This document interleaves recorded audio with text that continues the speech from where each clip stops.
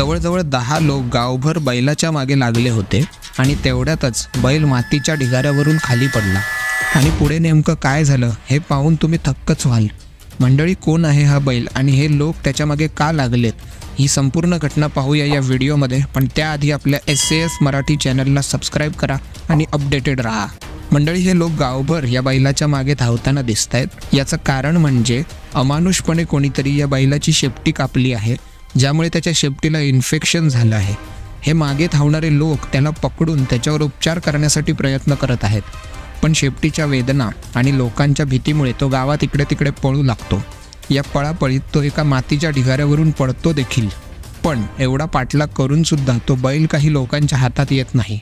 मग हे लोक दोरखंड घेऊन बैलाला नियंत्रणात आणण्याचा प्रयत्न करतात व एका भिंती शेजारी त्या बैलाला गाठतात, पण वेदनेने हैराण बैल त्या भिंतीवरून सुद्धा उडी मारून पुन्हा त्यांच्या हातावर तुरी देऊन पळून जातो। मंडळी, गावकऱ्यांच्या अथक प्रयत्नांनंतर तब्बल 4 तास हा पकडापकडीचा खेळ केल्यानंतर एका शेतात त्या बैलाला पकडण्यात यश येतं। त्यानंतर प्राण्यांचे डॉक्टर इंजेक्शन देऊन व त्याच्या जखमेवर स्प्रे मारून त्याचा इलाज करतात व गावकऱ्यांच्या या 4 तासाच्या मेहनतीला शेवटी यश येतं।